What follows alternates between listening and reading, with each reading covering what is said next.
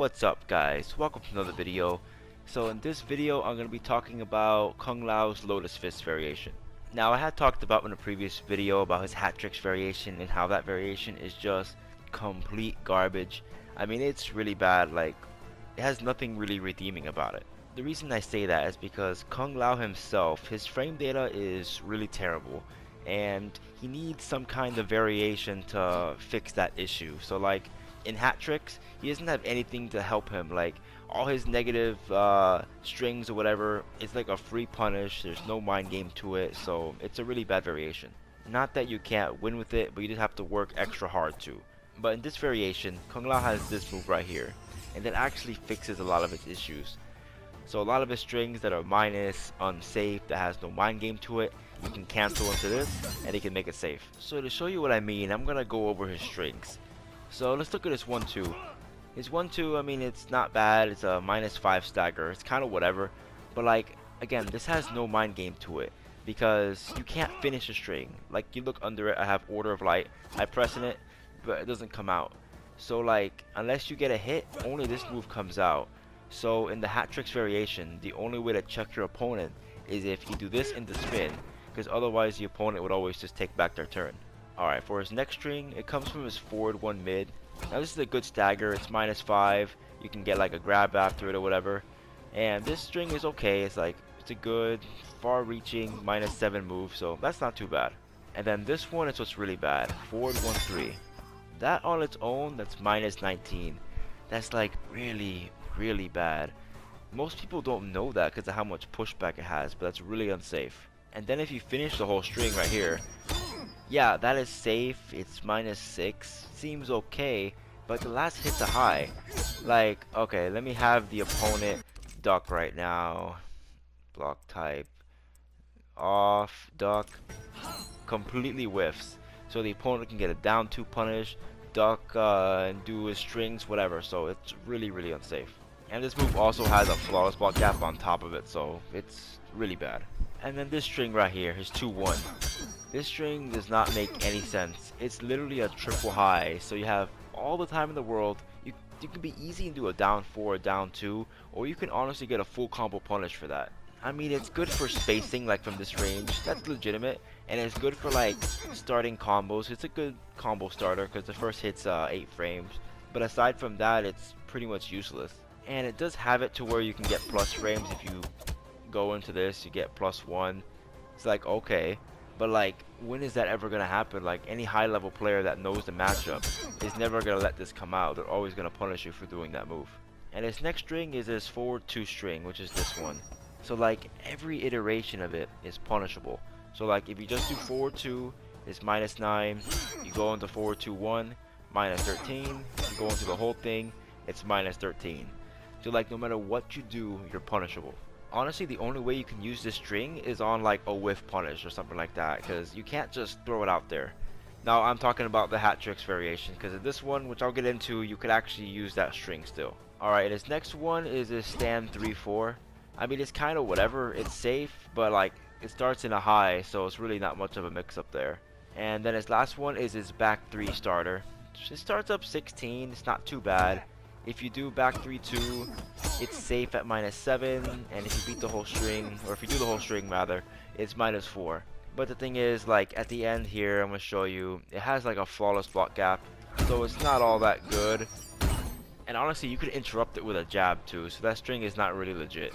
So as you can see, Kung Lao's frame data is really bad. Like, all his strings have like all these issues to it. So like, if you're playing hat tricks, the only way to check the opponent is to take crazy risks. Like, you'd have to do, for example, this, just mash out the enhanced spin to catch your opponent trying to punish you, or like do this and spin or stuff like that. Because a lot of people do this, they do the hat trick special move, but like, you should never let people get away with that. That is so unsafe and so punishable. So hat tricks has no mind games. And also, one mid I forgot to mention, his forward 4 is really good. It's only -3. But again, if you're playing the hat tricks variation, there's no mind game to it unless you decide to go crazy and try to spin, because otherwise your opponent will always take back his turn. But in this variation, you actually do get mind games, and it's because of this move right here. So what's awesome about that move, it's only -4 and you can cancel it off any string. So for example, like if you do something like this, you can make that safe, you can make this safe, you can even do it off pokes. Like when they say you do down 3, they try to counter poke you, and bam, you get them with that. And this move actually leads to a full combo. So I'm going to show you an example. So like I said before, normally, like when Kung Lao does his 1-2, he can't really check the opponent unless he does a special move, right? So I'm going to go to Liu Kang, do this right here. He's going to try to poke me after I do the 1-2. I'm going to hit him with this move, and then I'm going to get a full combo on him.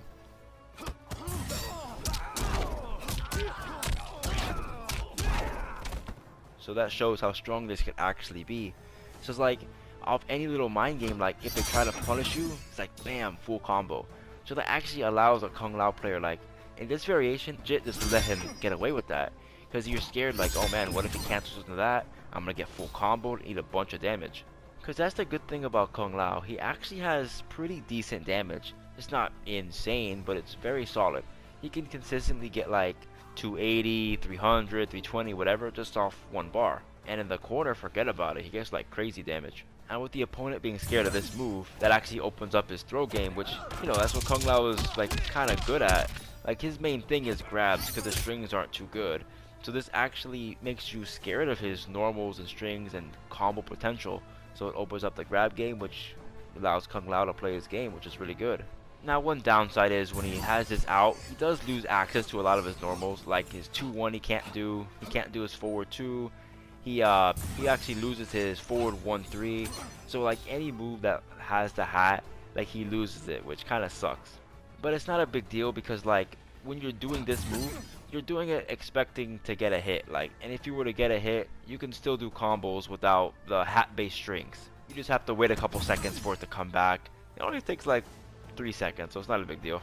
Even though that's all really good, the problem is like Kung Lao has to waste all his meter. Like he wastes defense and offensive bar just to keep himself safe, and he's not even that safe. Like he's -4. Now granted, -4 is like better than -13, but like that's still not that good. It's like if the opponent gets a read on you and kind of figures out how you play when you're gonna do it, he can just bait that out.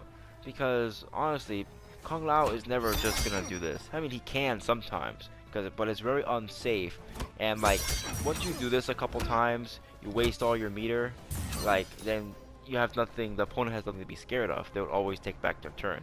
And another issue, like with this variation, you're really not gonna want to break out of combos unless you're gonna lose the whole round or something. If you don't, because if Kung Lao doesn't have defensive bar, he won't have access to this move, and if he doesn't have access to that move, you have nothing to be scared of. So that's why Kung Lao, like, you have to be really good to play this character at a high level, because you have to have excellent meter management, know when to press, know when to like go back and defend, wait for your meter to come back and whatnot. Because if he doesn't have the meter, like I've said before, he doesn't have real offense. So overall, even though I think this variation is very good, like it's definitely viable. It allows Kung Lao to actually get some games in, has some mind games and some wins. I still don't think he's that good. Like, this man Sonic Fox put him at S tier.